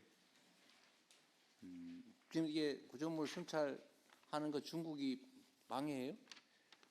저희가 구조물까지 이렇게 순찰을 하고 옵니다. 지금. 순찰하는데 지장은 없어요?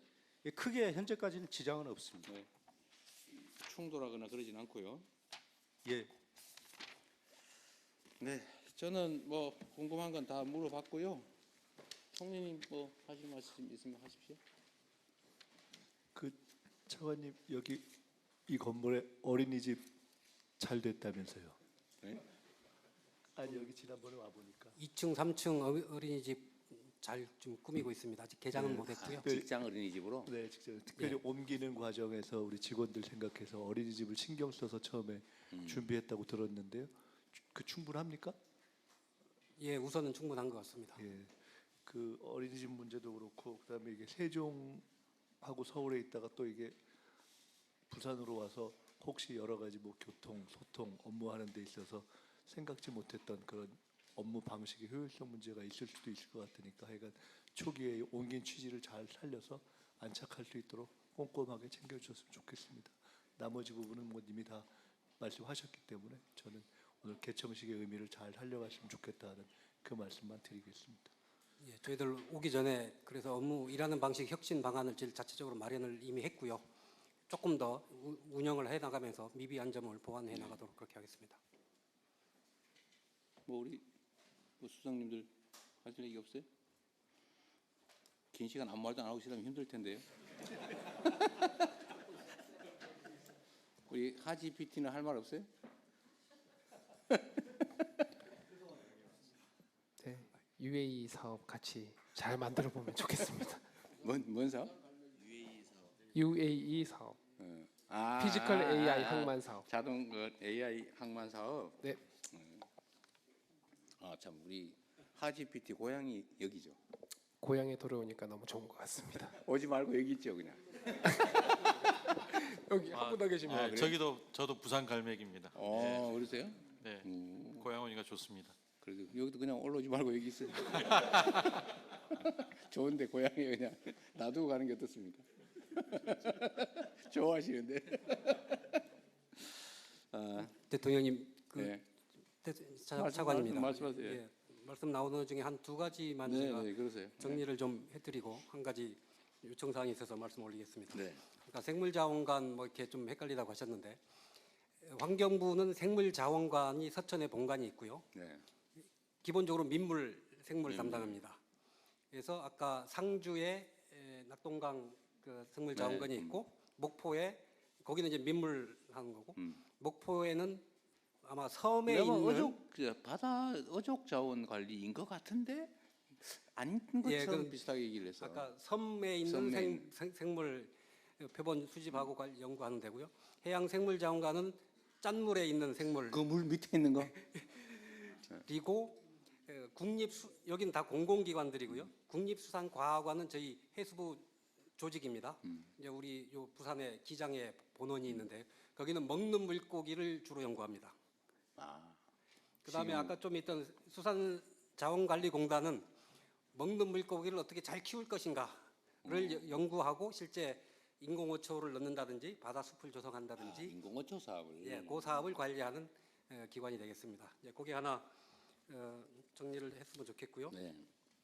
아까 구명조끼 중간에 말씀하셨는데 연안의 바닷가에서 하는 분에 대한 구명조끼 아까 말씀하시는데 그건 아직 의무화는 안 돼 있고요. 그럼 이제 어선을 타고 하시는 우리 어민들 부분은 그동안은 의무가 안 돼 있습니다만 2인 이하 조그만 배들에 대한 구명조끼 의무화는 금년 10월에 의무화가 됐고요. 더 큰 배에 대한 의무화는 최근에 법이 통과가 돼서 내년 6월부터는 모두 어선에 승선하신 분들은 구명조끼를 입어야 됩니다. 근데 이제 두꺼우면 아무래도 덜 입게 되시잖아요. 그래서 그 얇은 거를 저희들이 이번 하반기에 10만 벌을 보급을 했습니다. 그래서 내년부터는 상당 부분 그 부분이 뭐 사고에 나더라도 이제 인명 구조 이런 부분에 도움이 될 것으로 생각을 합니다. 마지막으로 드리고 싶은 말씀은 저희들 유엔 해양 총회를 저희들이 열심히 노력을 해서 이번에 가서 유치를 해 왔습니다. 근데 사실은 저희만 해양수산부가 이거 주관을 하고요. 다른 나라는 보면 다 외교부에서 하는 외교 행사입니다, 사실은. 근데 해양을 주제로 하다 보니까 저희가 하는 건데 외교부 등 관계부처의 협력이 무엇보다도 절실한 실정입니다. 그래서 저희들 우리 오늘 북극항로 추진본부가 10개 부처 연합군으로 구성됐듯이 저희들 북극항로 유엔 해양총회 추진기획단도 여러 부처가 합한 그런 조직으로 만들어서 해야 저희들 2년 반 후에 차질 없이 개최를 할 수 있을 것 같습니다. 그래서 추진 준비 기획단을 이렇게 우리 적어도 우리 북극항로 본부 수준으로 좀 만들어 주시기를 건의를 드립니다. 이상입니다.